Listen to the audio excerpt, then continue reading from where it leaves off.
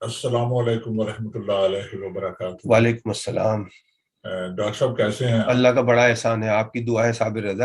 یہ پروگرام اسلام اور مغربی دنیا لے کر حاضر ہیں کہ مارگولیت جی، مارگولیت مستشرق ہے۔ ہاں، مارگولیت اس کا پورا نام تھا ڈیوڈ سیمیول مارگولیت۔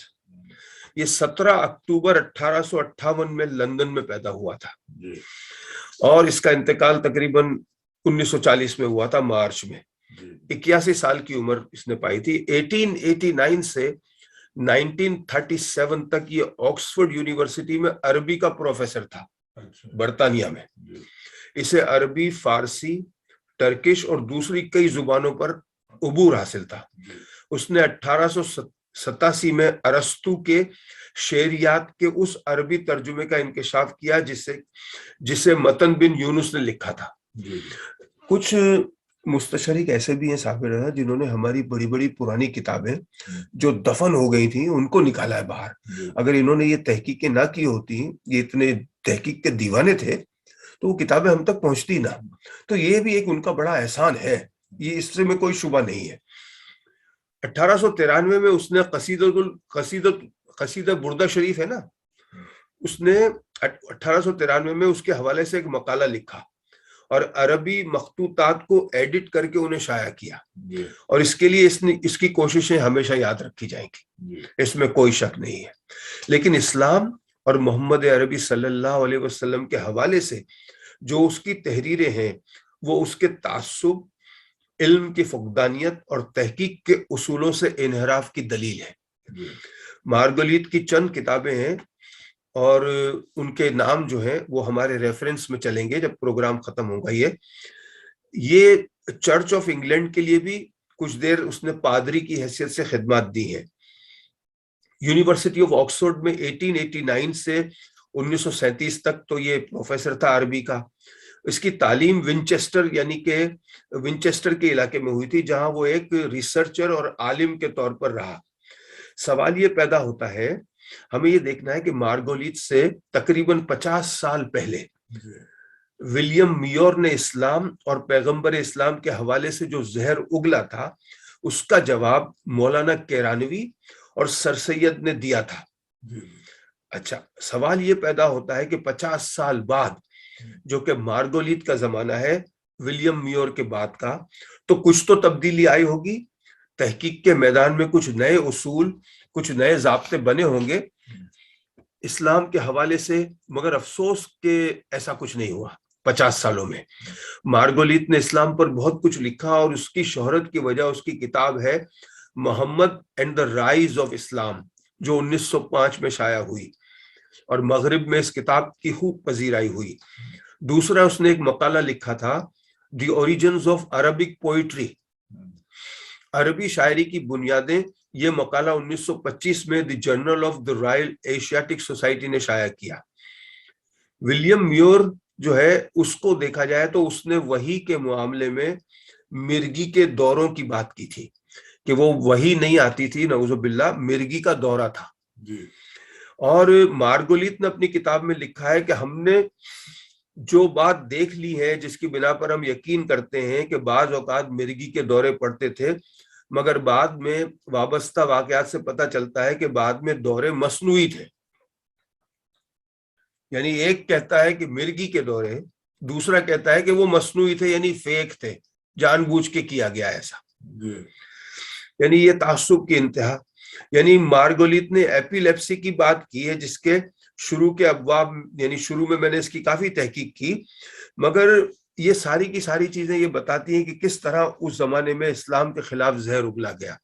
مارگولیت جو ہے اس نے آگے یہ باور کرانے کی کوشش کی کہ ایک شخص جو اتنی کم عرصے میں اتنی ترقی کر لے، محمد صلی اللہ علیہ وسلم، ریاست کا نظام سنبھالے، فتوحات کرے اور ہر طرح سے صحت مند ہو، اس کو مرگی کے دورے کی بیماری نہیں ہو سکتی۔ محمد صلی اللہ علیہ وسلم نعوذ باللہ یہ ظاہر کرتے تھے کہ وہ دورے کی حالت ہے، اس کا مطلب ہے وحی آتی ہے۔ گویا وحی کی حقیقت پر شک، اللہ کے رسول ہونے پر شک، پھر گویا پورے مذہب اسلام پر شک، یہ وہ فضا ہے جسے مارگولیت نے پیدا کیا اس زمانے میں۔ اس کے بعد انسائکلوپیڈیا کے مقالے میں قرآن کے حوالے سے بھی بہت سے شکوک پیدا کرنے کی کوشش کی. صفحہ نمبر 876 یہ آپ کو انٹرنیٹ پہ مل جائے گا انسائکلوپیڈیا, اور 877 پہ اس نے لکھا ہے کہ فلسفہ قرآن کے حوالے سے کوئی ٹھوس بنیاد نہیں ملتی. وہ یہ بھی کہتا ہے کہ پیغمبر صلی اللہ علیہ وسلم کا نظریہ الہی ایک تشبیہی یا تجسسی معاملہ ہے. اس کی وضاحت وہ اس طرح کرتا ہے کہ اللہ نے جبریل علیہ السلام کو زمین پر پیغام لے کر بھیجا اور دوسرے فرشتوں کو جنگ میں مدد کے لیے بھیجا. یہ سب زمینی معاملات ہیں, آفاقی نہیں ہے, اور اس قسم کے معاملات جسمانی حالتوں سے متعلق ہیں, اس کے نزدیک قرآن ما بعد الطبیعات کے حوالے سے خاموش ہے. یعنی اس کا یہ کہنا ہے کہ معراج کا واقعہ ہو, فرشتے نیچے آئے تو فرشتے جو ہیں وہ دوسری دنیا کے ہیں, وہ یہ دنیا فزیکل ہے, فزکس, یعنی یہ پیراسائیکولوجی والی دنیا نہیں ہے, وہ الگ دنیا ہے, یہ 3 ڈائمنشن والی ہے. تو اس میں یہ جو فرشتے اور یہ ذکر ہے قرآن میں, یہ ممکن نہیں ہے. یہ ایک تجسس تھا یا ایک خیال تھا بس. بہرحال کم و بیش اسی قسم کے خیالات. اب سوال یہ پیدا ہوتا ہے کہ جب اس نے یہ لکھا تو کیا مارگولیت نے الکندی, ابن سینا, ابن رشد, الغزالی اور الفارابی کو نہیں پڑھا؟ اور جبل بن محمد بین نے اپنی کتاب میں لکھا ہے کہ کیا اس کی نظر میں قرآن کریم کی یہ آیات نہیں گزری جسے دنیا ایک ایسے اسلامی اسکالر کے نام سے جانتی ہے جو اسلام کو مسلمانوں سے زیادہ جانتا ہے, کہ سورج کی قسم اور روشنی کی قسم, چاند کی قسم جب وہ سورج کی پیروی کرے, اور دن کی قسم جب وہ سورج کو ظاہر کرے, اور رات کی قسم جب وہ سورج کو ظاہر کرے.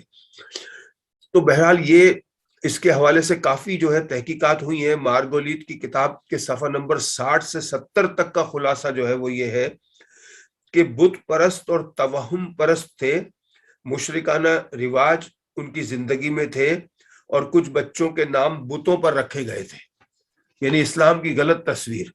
رات کو سونے سے پہلے ایک بت کے سامنے عبادت کرتے تھے, نعوذ باللہ, مسلمان.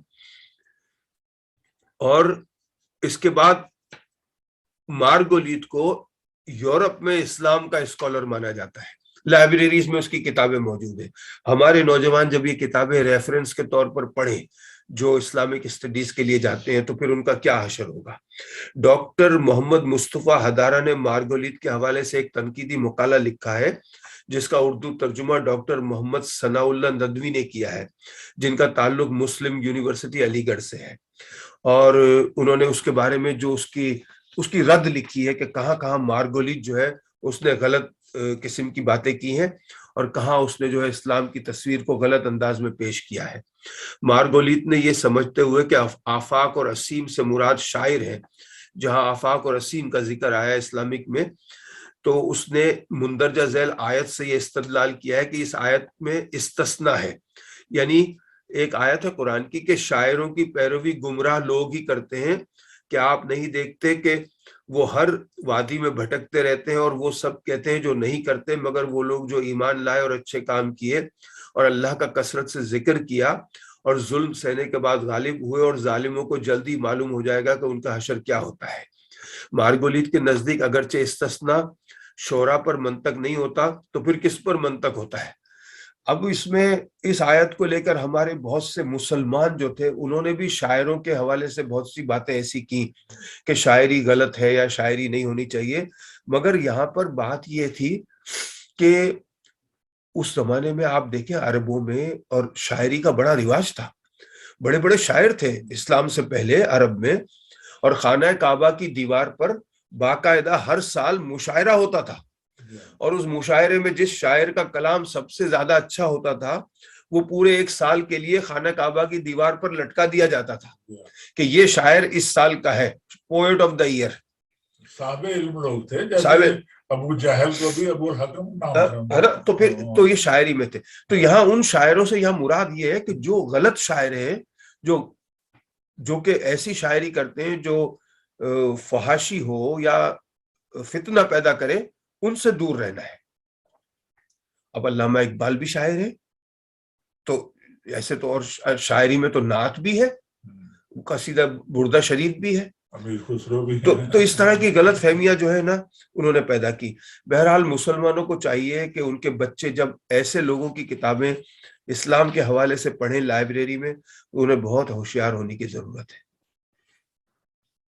خواتین و حضرات, انشاءاللہ یہ سبجیکٹ چل رہا ہے اسلام اور مغربی دنیا. اگلے ہفتے پھر ملتے ہیں. ہم دونوں کو اجازت. اللہ